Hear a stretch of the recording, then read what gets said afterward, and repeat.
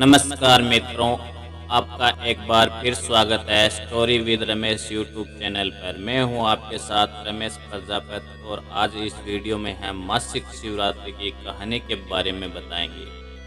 आपसे अनुरोध है कि यदि आप इस चैनल पर पहली बार आए हैं तो चैनल को जरूर सब्सक्राइब कर लें, क्योंकि इस चैनल पर आपके लिए धार्मिक ग्रंथों से हिंदी कहानियाँ लेकर आता रहता हूँ। तो चलिए आज की कहानी में, अगर आप इस कहानी से संबंधित किसी भी प्रकार का कोई सवाल है तो उन सभी का उत्तर नीचे डिस्क्रिप्शन में दे दिया गया है, एक बार अवश्य चेक करें। आज की कहानी है मासिक शिवरात्रि व्रत कथा। प्राचीन समय की बात है, एक चित्राभानु नामक शिकारी था। वह शिकार करके उसे बेचता और अपने परिवार का पेट भरता।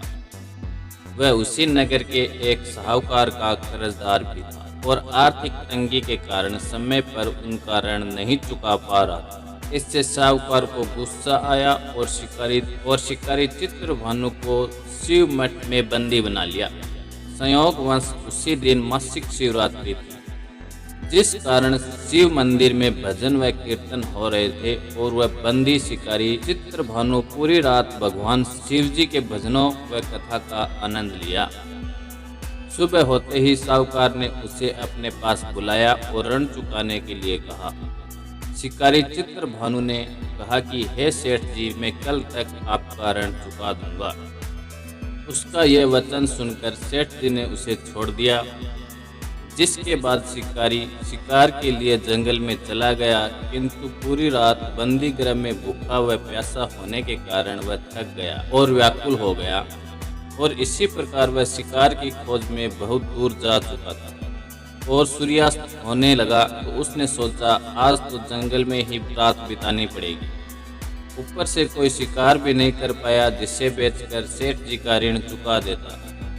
ये सोचकर वह एक तालाब के पास पहुंच गया और भर पेट पानी पिया, जिसके बाद वह बेल के पेड़ पर चढ़ गया जो कि उसी तालाब के किनारे था। उसी बेल पत्र के पंड के नीचे शिवलिंग की स्थापना हो रही थी, किंतु वह पूरी तरह बेल के पत्तों से ढका होने के कारण उस शिकारी को दिखाई नहीं दिया। शिकारी चित्रभानु पेड़ में बैठने के लिए बेल की टहनियाँ व पत्ते तोड़कर नीचे गिराया। संयोगवश वो सभी टहनियाँ व पत्ते भगवान शिवलिंग पर गिरते रहे और शिकारी चित्रभानु रात्रि से लेकर पूरे दिन भर भूखा प्यासा था और इसी प्रकार उसका मासिक शिवरात्रि का व्रत हो गया। कुछ समय बाद उस तालाब पर पानी पीने के लिए एक गर्भवती हिरण आई और पानी पीने लगी।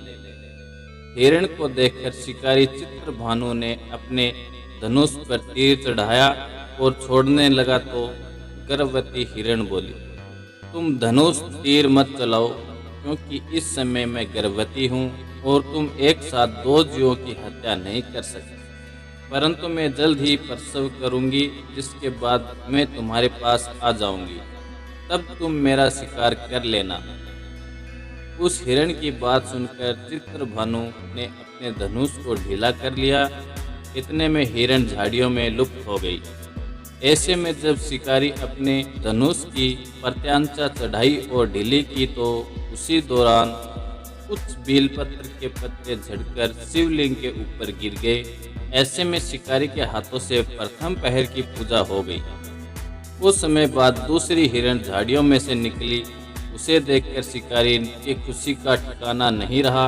चित्रभानु ने उस हिरण को शिकार करने के लिए अपना धनुष उठाया और तीर छोड़ने लगा तो हिरण बोली, हे शिकारी, आप मुझे मत मारो, मैं अभी ऋतु से निकली हूँ और अपनी पति से बिछड़ गई। उसे को ढूंढती हुई मैं यहाँ तक आ पहुँची। मैं अपनी पति से भेंट कर लूँ, उसके बाद तुम मेरा शिकार कर लेना। ये कहकर वह हिरण वहाँ से चली गई।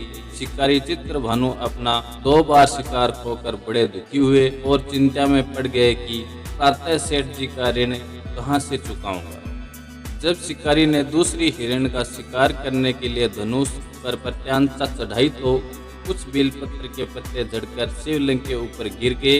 ऐसे में पूजा का दूसरा पहर भी समापन हो गया। ऐसे में अर्धरात्रि बीत गई और कुछ समय बाद एक हिरण अपने बच्चों के साथ तालाब पर पानी पीने के लिए आई। चित्रभानु ने जरा सी देर नहीं की और धनुष पर प्रत्यंचा चढ़ाई और तीर को छोड़ने लगा। इतने में वह हिरण बोली, हे शिकारी, आप मुझे अभी मत मारो। यदि मैं मर गई तो मेरे बच्चे अनाथ हो जाएंगे। मैं इन बच्चों को इनके पिता के पास छोड़कर आ जाऊं, इसके बाद तुम मेरा शिकार कर लेना। उस हिरण की बात सुनकर शिकारी चित्रभानु जोर से हंसने लगा और कहा, सामने आए शिकार को कैसे छोड़ सकता हूँ? मैं इतना मूर्ख नहीं हूँ, क्योंकि 2 बार मैंने अपना शिकार खो दिया है, अब तीसरी बार नहीं। हिरणी बोली, जिस प्रकार तुम्हें अपने बच्चों की चिंता सता रही है, उसी प्रकार मुझे अपने बच्चों की चिंता हो रही है। मैं इन्हें इनके पिता के पास छोड़कर वापस आ जाऊंगी, जिसके बाद तुम मेरी शिकार कर लेना। मेरा विश्वास कीजिए शिकारी राज।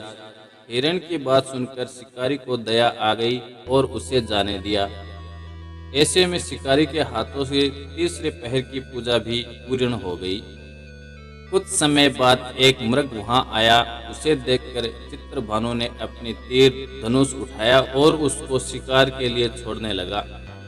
तो वह मृग बड़ी नम्रतापूर्वक बोला, हे शिकारी, यदि तुमने मेरी तीनों पत्नियों और छोटे बच्चों को मार दिया तो मुझे भी मार दो, क्योंकि उनके बिना मेरा इस दुनिया में कोई नहीं है।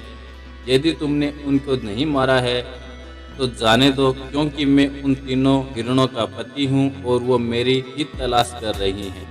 यदि मैं उन्हें नहीं मिला तो वो सभी मर जाएंगे। मैं उन सभी से मिलने के बाद तुम्हारे पास आ जाऊंगा, जिसके बाद तुम मेरा शिकार कर सकते हो। उस मृग की बात सुनकर शिकारी को पूरी रात की घटना चक्र समझ में आ गया और उसने पूरी बात उस मृग को बता दी। मेरी तीनों पत्नियां जिस प्रकार प्रण करके गई हैं, उसी प्रकार वो वापस आ जाएंगी, क्योंकि वो तीनों अपने वचन की पक्की हैं। और यदि मेरी मृत्यु हो गई तो वो तीनों अपने धर्म का पालन नहीं करेंगी। मैं अपने पूरे परिवार के साथ शीघ्र ही तुम्हारे सामने आ जाऊंगा, कृपा करके अभी मुझे जाने दो।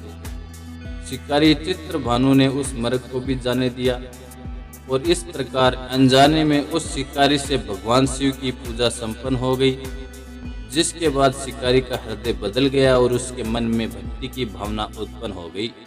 कुछ समय बाद मृग अपने पूरे परिवार अर्थात तीनों हिरणी एवं बच्चों के साथ उस शिकारी के पास आ गया और कहा कि हम अपनी प्रतिज्ञा अनुसार यहाँ आ गए, अब आप हमारा शिकार कर सकते हैं। शिकारी चित्रभानु जंगल के पशुओं की सच्ची भावना को देखकर उनका हृदय पूरी तरह पिघल गया और उसी दिन से उसने शिकार करना छोड़ दिया। दूसरे दिन प्रातः होते ही सेठ जी का ऋण किसी और से उधार लेकर चुकाया, स्वयं मेहनत करने लगा। इसी प्रकार उसने अपने जीवन को अनमोल बनाया। जब शिकारी चित्रभानु की मृत्यु हुई तो उसे यमदूत लेने आए, किंतु शिवदूतों ने उन्हें भगा दिया और उसे शिवलोक ले गए। इस प्रकार उसे मोक्ष की प्राप्ति हुई। दोस्तों, आज के इस वीडियो में हमने आपको मासिक शिवरात्रि व्रत के बारे में बताया है। यदि हमारे द्वारा प्रदान की गई जानकारी पसंद आई तो वीडियो को लाइक कर चैनल को जरूर सब्सक्राइब करें व अपने दोस्तों के पास शेयर करें। और यदि आपके मन में किसी प्रकार का प्रश्न है तो कमेंट करके जरूर पूछ सकते हैं।